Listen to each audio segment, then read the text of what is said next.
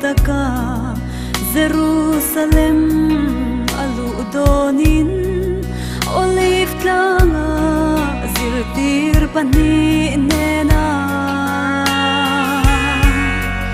in mazon khua a son vakal ula chuta chuanin lutir in sabeng tung no thun tumala chuan ngai lo in vamu ang tu pel ula han kai ro tin tu po in enga nge in phele ya an so cheu chuan he ti hian so yang cheu lo pan adu ani ti in chang cheu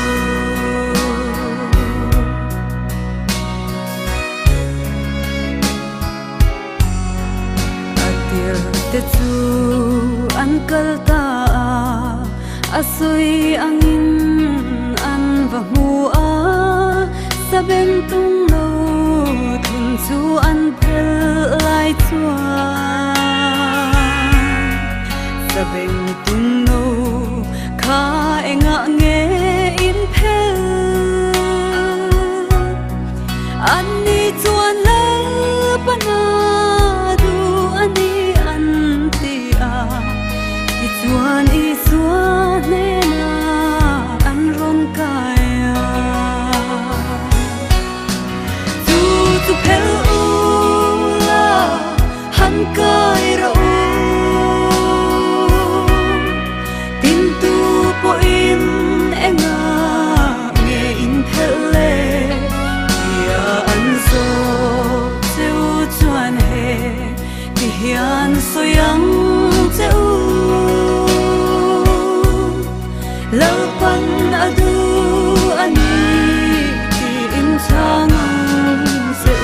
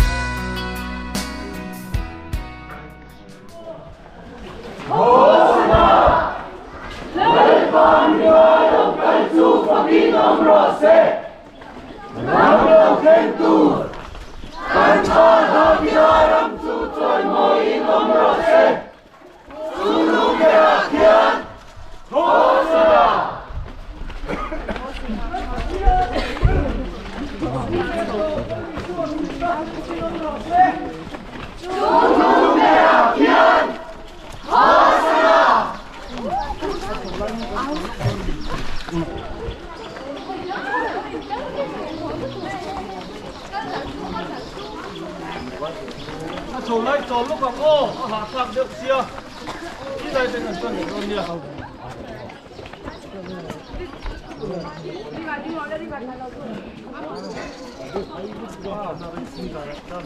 Hosanna, lên con mi na lô lên su con đi con rô se, rong lô khen tu, khen ba da vida ram su trôi môi con rô se, chung lung về à kia, Hosanna. Lal Isua các bạn kia này chung, có kinh con rô se, chung lung về à kia, Hosanna.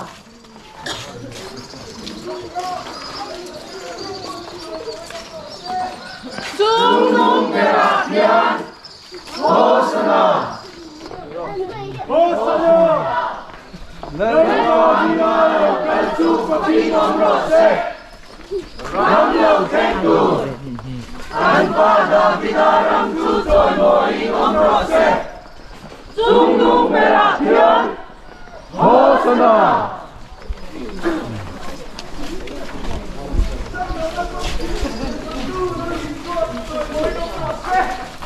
Chung lung về à kia, Hosanna. Kan patian abuleto Lal Isua Kristus Paginoong Rose. Sunong Berakian. Hosana!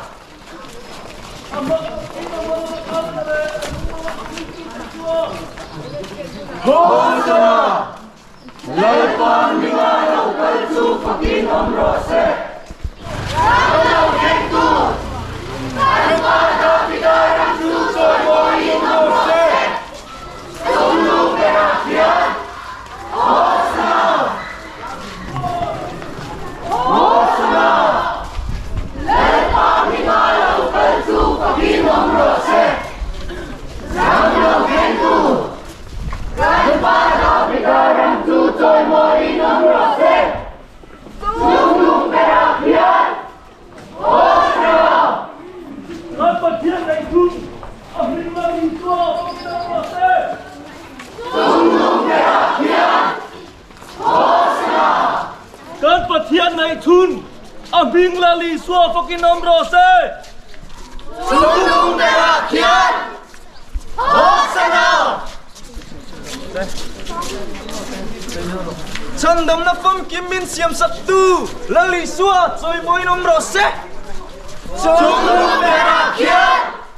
Hosana! Amalama kaltale anong naman ito dito. Hosana! Lalpan mingaraw kalsu Paginoong Rose. Ramlaw Kengku. Kalpada Bidarang Susoy mo Inong Rose. Sunong Berakian. Kalpada Bidarang Susoy mo Inong Rose. Sunong Berakian. Amingaraw kalsu Paginoong Rose. Ramlaw Kengku. Kalpada Bidarang Susoy mo Inong Rose. Sunong Berakian.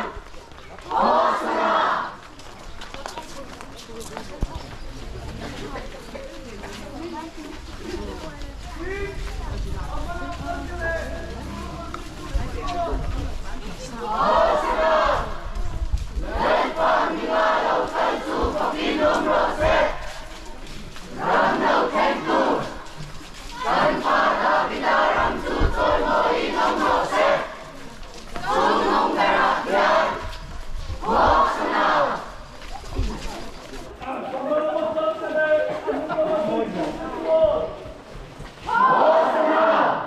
Lalpan mingaraw kalsu Paginoong Rose. Ramlaw Kengku. Kalpada Bidarang Susoy mo Inong Rose. Sunong Berakian. Hosana.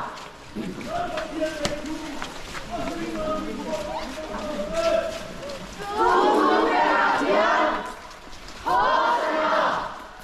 Mari Isoma. Dunkan na tingalaw Lal Isua Paginoong Rose. Sunong Berakian. Hosana. Din amalama kaltale anong naman ito dito. Hosana. Lalpan mingaraw kalsu Paginoong Rose. Ramlaw Kengku. Kalpada Bidarang Susoy mo Inong Rose. Sunong Berakian. Hosana. Hosana!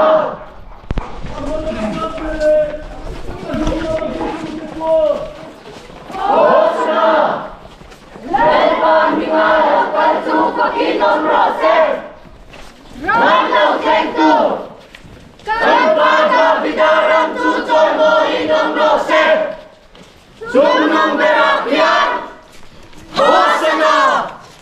Kan patian abuleto Lal Isua Soy mo Inong Rose. Sunong Berakian. Hosana! Kan patian na itun aming Lal Isua Paginoong Rose. Sunong Berakian. Hosana! Kalpada Bidarang Susoy mo Inong Rose.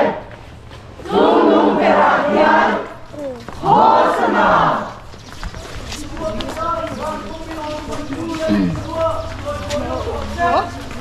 Gunung berakhir.